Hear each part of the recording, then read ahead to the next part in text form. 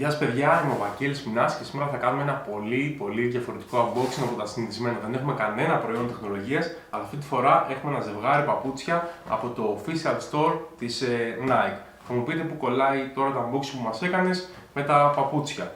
Κι όμως παιδιά, δεν παρουσιάζω μόνο προϊόντα τεχνολογίας. Αν δείτε τα βιντεάκια μου και τα mega unboxing, θα δείτε ότι έχω και διάφορα άλλα πραγματάκια. Έχω δείξει και τα παπούτσια της Xiaomi.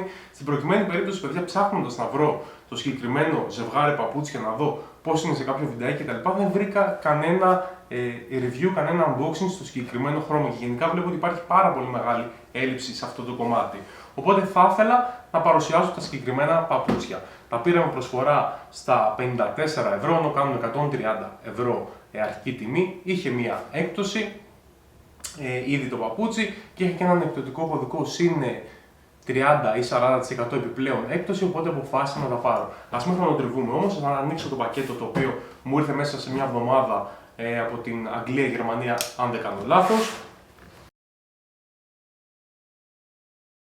Και εδώ έχουμε την πραγματική συσκευασία των sneaker μας. Όπως καταλάβατε και εσείς από το logo, πρόκειται για ένα ζευγάρι Jordan. Είναι τα Jordan Courtside 23WE. Το μόνο που μας λέει εδώ πέρα είναι το χρώμα, το οποίο είναι το Desert Brown. Μας έχει εδώ πέρα τις πληροφορίες των μεγεθών σε UK, Euro, centimeter, αμερικάνικο κτλ. Εδώ πέρα θέλω να σας ευστήσω την προσοχή, καθώς κάθε εταιρεία έχει διαφορετικές μετρήσεις στα παπούτσια. Παραδείγματος χάρη, το συγκεκριμένο παπούτσι το πήρα σε νούμερο 47, γιατί ξέρω από προηγούμενα μοντέλα της Nike ότι είναι γενικά λίγο πιο μικρά σε σχέση με το συνηθισμένο. Κανονικά, normal φοράω 46 νούμερο.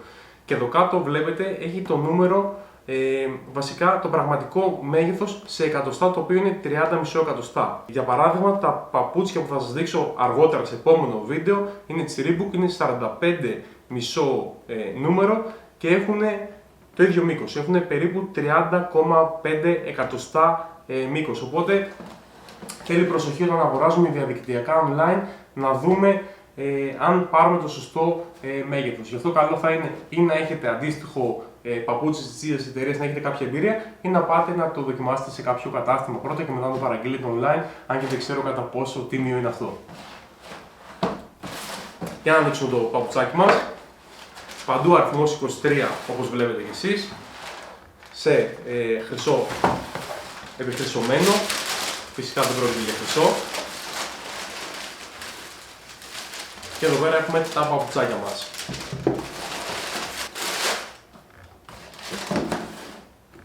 Είμαι πραγματικά ενθουσιασμένος με αυτό το ζευγάρι παπούτσια. Μου αρέσει πάρα πολύ το χρώμα. Μπορείτε να το φορέσετε οποιαδήποτε ώρα της ημέρας.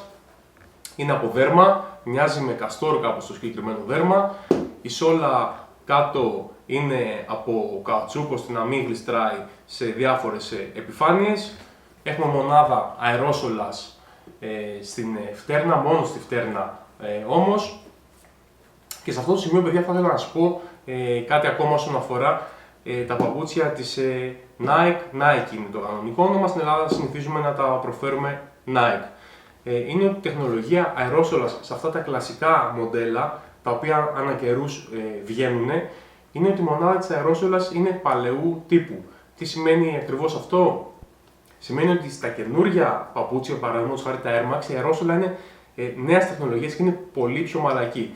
Στα συγκεκριμένα παπούτσια που βγαίνουν, όπως τα Millennium που είναι πάρα από τα Air Max, τα Millennium που είναι πάρα πολύ γνωστά, τα Nike Air Flight 97 κτλ., χρησιμοποιούν την ίδια μονάδα αερόσολας που χρησιμοποιούσαν και τότε, την ίδια τεχνολογία. Οπότε είναι πολύ πιο σκληρή και δεν είναι τόσο μαλακή, τόσο άνετη όσο θα ήταν σε κάποιο πιο καινούργιο μοντέλο. Αυτό είναι κάποιο αρνητικό κατά τη γνώμη μου.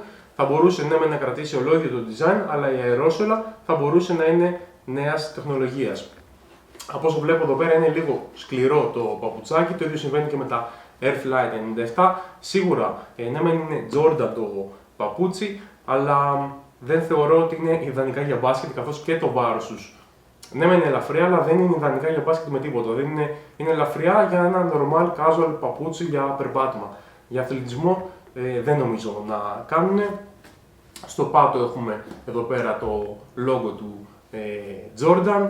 Και εδώ πέρα, όπως βλέπετε, Γενικά πάρα πολύ όμορφο παπουτσάκι. Αυτό που έχω να κάνω τώρα είναι να το δοκιμάσω, να δω πώς κάθεται στο πόδι, να δω και το νουμεράκι φυσικά και να επανέλθουμε για το κλείσιμο αυτού του βίντεο.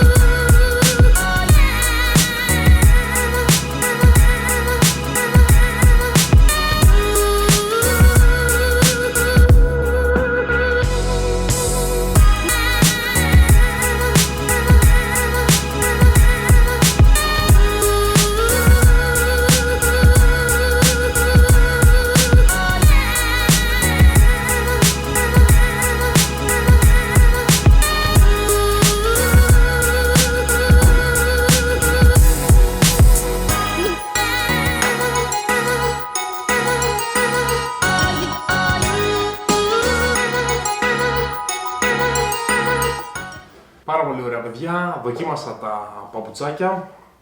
Τελικά είναι πιο άνετα από όσο περίμενα, πιο άνετα από τα Nike Air Flight 97 που είχα.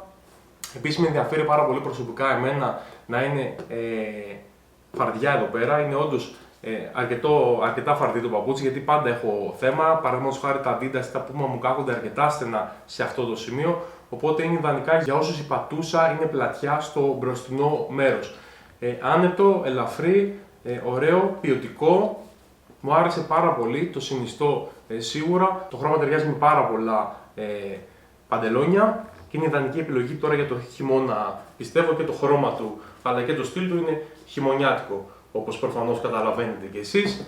Αυτό λοιπόν ήταν το βίντεο για τα Nike Jordan Courtside 23WE. Ελπίζω να σας άρεσε. Θα έχουμε και άλλα βιντεάκια με παπούτσια. Αφήστε μου τη γνώμη σας κάτω στα σχόλια και εμείς τα λέμε στο επόμενο βίντεο. Γεια σας! Και φυσικά αν σας άρεσε το βίντεο μου, μην ξεχάσετε να κάνετε like, subscribe και κλικ στο καμπανάκι των ειδοποιήσεων για να μην χάνετε ποτέ τα νέα μου βίντεο.